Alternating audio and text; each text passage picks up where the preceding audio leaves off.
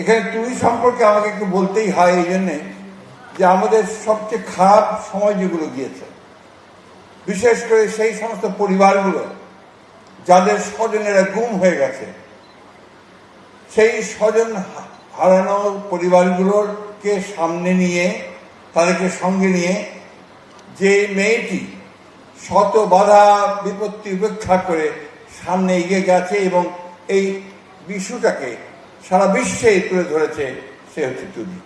আপনারা কি জানেন না যে যখন এই সম্পর্কে কথা বলা বিপজ্জনক ছিল, যখন এই সম্পর্কে কাজ করতে গেলে তুলে নিয়ে গিয়ে কীভাবে নির্যাতন করতো সেটা আপনারা অনেকে জানেন।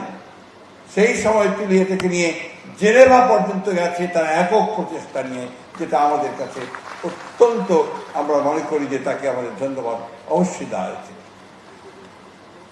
যাদের স্বজন হারিয়েছে তারা জানেন তার দুঃখ কি, ব্যথা কি, বেদনা কি, এবং এই ব্যথা বেদনাগুলোকে সামনে নিয়ে তুলি তার মায়ের ডাক সংগঠনকে নিয়ে সামনে এগিয়ে এসেছে। এখানে অন্য যারা আছেন তারা প্রথিতযশা প্রকৌশলী, ইঞ্জিনিয়ার, তারা প্রত্যেকেই নিজের ক্ষেত্রে অবদান রেখেছেন, এবং যারা এমপি হয়েছেন তারা তাদের এলাকায় তাদের জনগণের মধ্যে অভূতপূর্ব জনপ্রিয়তা অর্জন করেছেন। সেই জন্য আমি তাদেরকে আন্তরিকভাবে ধন্যবাদ, কৃতজ্ঞতা জানাই। শুধুমাত্র আজকে এখানে সবাই যারা আছেন তারা সবাই বেশিরভাগই প্রকৌশলী, এবং এই দেশের সবচেয়ে উচ্চশিক্ষিত মানুষদের মধ্যে আপনারা, এবং সবচেয়ে প্রিভিলেজড ক্লাস যদি বলি আমরা, সেটা আপনারা। বাংলাদেশে আমরা এই 57 বছর বয়সে আমরা একটা স্বাধীনতা যুদ্ধ করেছি, এরপরে গণতন্ত্রের জন্য লড়াই করেছি বারবার, আমাদের সমস্ত অধিকারগুলো আদায় করবার জন্য আমরা লড়াই করেছি, অনেক প্রাণ গেছে, অনেক রক্ত গেছে, রাজপথ রক্তে রাঙা হয়ে গেছে। আমরা এবারকার এই যে জুলাই, যেটাকে আমরা 24শে জুলাই বলছি, এই জুলাই গণ অভ্যুত্থানের পরে সাধারণ মানুষের মধ্যে কিন্তু একটা বোধ সৃষ্টি হয়েছে। সেই বোধটি হচ্ছে যে আমরা একটা নতুন একটা বাংলাদেশ চাই, আমরা সেই পুরনো গুণে ধরা বাংলাদেশ আর দেখতে চাই না। এবং সেই ক্ষেত্রে আমি মনে করি আপনাদের ভূমিকা, প্রকৌশলীদের ভূমিকা সবচেয়ে উল্লেখযোগ্য এবং প্রয়োজনীয়।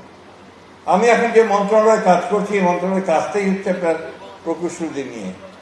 একদিকে আপনার যে স্থানীয় সরকার প্রকৌশল আছে, সেই সঙ্গে আপনার ওয়াসা আছে, পাবলিক হেলথ ইঞ্জিনিয়ারিং আছে, অর্থাৎ পুরো বাংলাদেশের সমগ্র মানুষের যে সবচেয়ে মিনিমাম রিকোয়ারমেন্ট যেগুলো, সেই রিকোয়ারমেন্টগুলোকে তারা আপনার এখানে প্ল্যানিং করেন, বাস্তবায়ন করেন এবং জনগণের উপকারের জন্য কাজ করেন।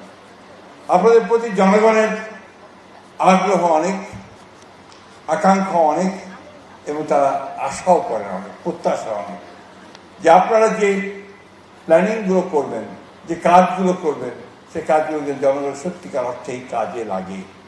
আমাদের খুব দুঃখ হয় যখন আমরা পত্রিকায় দেখি যে বিগত সরকারের আমলে, ফ্যাসিস্ট সরকারের আমলে একটি জেলায়, সম্ভবত পিরোজপুর জেলায় ৩,৫০০ কোটি টাকা লোপাট হয়ে গেছে, কোনো কাজ হয়নি, এবং সেটা এই এলজিআরডি মিনিস্ট্রি থেকেই হয়েছে, ডিপার্টমেন্ট থেকেই হয়েছে। এই বিষয়গুলোর দিকে আপনি দয়া করে একটু অত্যন্ত সতর্কতার সঙ্গে দৃষ্টি দেবেন। এই দেশের মানুষ এখন তার আগের মতো অত সব সিম্পল আছে, সরল আছে তা নেই। তারা কিন্তু সবকিছু বোঝেন, সবকিছু জানেন, বুঝতে পারেন। এই দেশের মানুষ কিন্তু কাউকে ক্ষমাও করে না। আজকে আমরা যদি ভুল করি, আমাদেরকেও ক্ষমা করবে না। সেই কারণে আমি অনুরোধ করব যে আপনাদের প্রতি যেহেতু সমগ্র দেশের একটা প্রত্যাশা আছে, ভরসা আছে, আস্থা আছে, সেটাকে আপনারা পালন করবেন, এবং নিঃসন্দেহে আমি বিশ্বাস করি সেটা বাংলাদেশের অগ্রগতিকে অনেক দূর এগিয়ে নিয়ে যাবে। আমি বক্তব্য বাড়াবো না। আজকে নতুন যে সময় এসেছে, নতুন যে সূর্যোদয় উঠেছে, আসুন আমরা সবাই সেই সূর্যোদয়ের যে আলো, সেই আলোকে আলোকিত হই। আমাদের বাংলাদেশের জন্য আমরা একটা নতুন একটা দিগন্ত সৃষ্টি করি, যাতে করে আমরা খুব দ্রুতই সামনের দিকে এগিয়ে যেতে পারবো।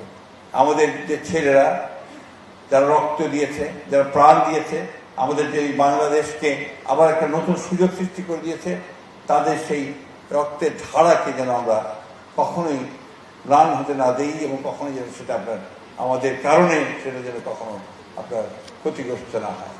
আমি বক্তব্য শেষ করছি এই বলে যে আবার ইন্ডিয়ান ইনস্টিটিউট অফ আপনার ইনস্টিটিউশন অফ বাংলাদেশ, এদের কাছে আপনাদের কাছে বাংলাদেশের মানুষের প্রত্যাশা অনেক।